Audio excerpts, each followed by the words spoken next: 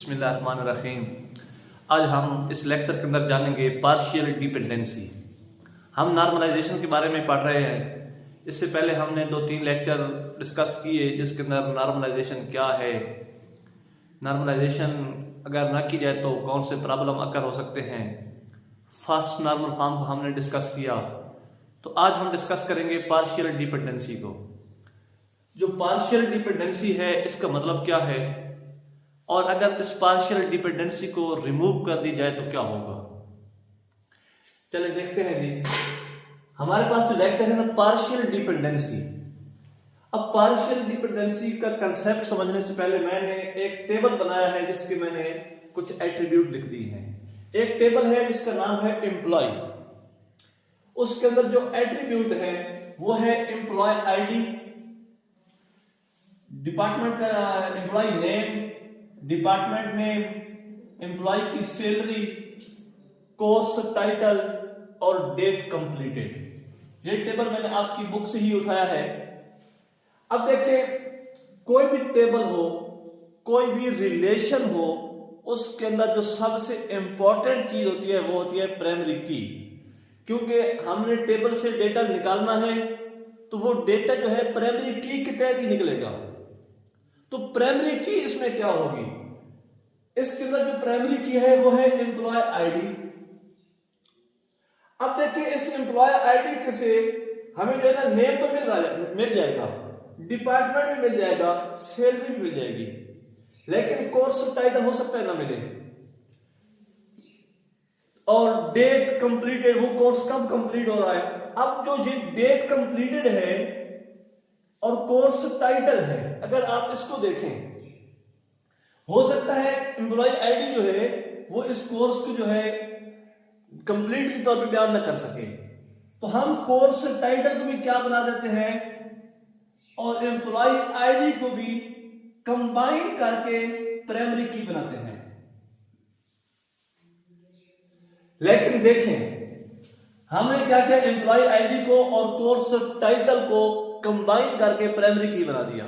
अब होगा क्या, जो नेम है, क्या नेम के लिए जरूरी था कि कोर्स टाइटल भी हो। नेम अकेला जो है ना एम्प्लॉय आईडी को आइडेंटिफाई कर सकती है। जो डिपार्टमेंट था, इस डिपार्टमेंट को एम्प्लॉय आईडी जो है अकेली आइडेंटिफाई कर सकती है।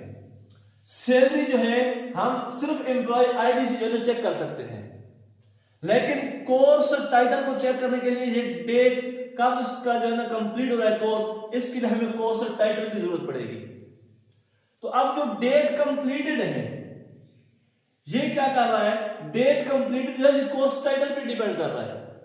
और ये 3 एट्रीब्यूट जो है, 4 एट्रीब्यूट ये एम्प्लॉय आईडी पे डिपेंड कर रहे हैं। यानी ये 4 एट्रीब्यूट अकेला एम्प्लॉय आईडी बता रहा है और डेट कंप्लीटेड जो है ये कोर्स टाइटल बता रहा है।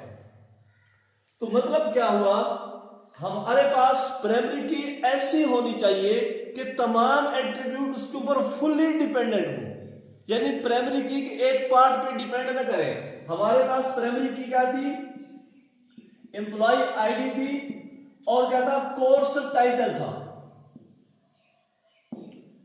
ये दोनों कंबाइन करके हमने प्राइमरी की बनाई थी।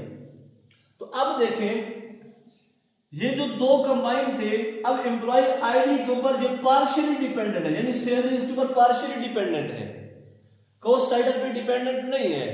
तो इसको क्या बोलते हैं, पार्शियल डिपेंडेंसी। और ये जो पार्शियल डिपेंडेंसी है, अगर इस पार्शियल डिपेंडेंसी को रिमूव कर दिया जाए तो हमारा जो टेबल है वो सेकंड नॉर्मल फॉर्म में कन्वर्ट हो जाएगा। तो पार्शियल डिपेंडेंसी क्या है, पार्शियल डिपेंडेंसी का मतलब यह है कि जो नॉन की एट्रीब्यूट है, नॉन की एट्रीब्यूट की मैंने टर्म इस्तेमाल की,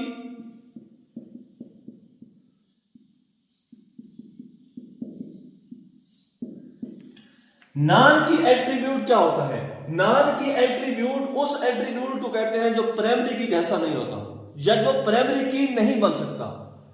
तो जो प्राइमरी की नहीं बना वो नॉन की एट्रीब्यूट है। तो नॉन की एट्रीब्यूट जो है ये फुल्ली तौर पर डिपेंड करना चाहिए प्राइमरी की के ऊपर।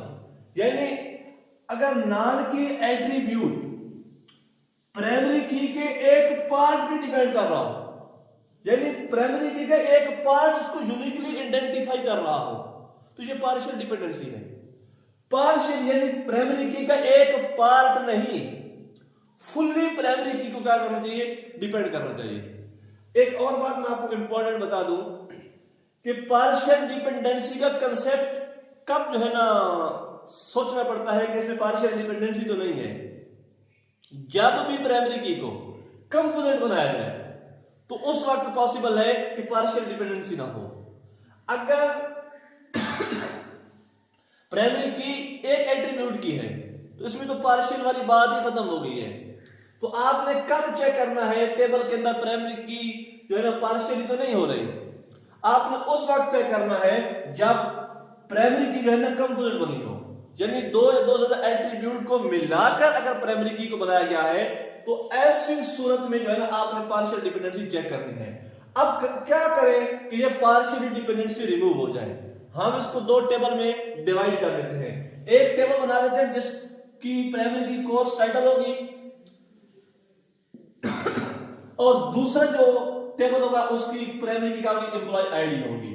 अब जिनको एम्प्लॉय आईडी कर रही थी आइडेंटिफाई, वो एट्रीब्यूट इसमें रख देंगे और दूसरे में क्या रख देंगे, कोर्स टाइटल रख देंगे प्राइमरी की को, तो हमारी पार्शियल डिपेंडेंसी रिमूव हो जाएगी।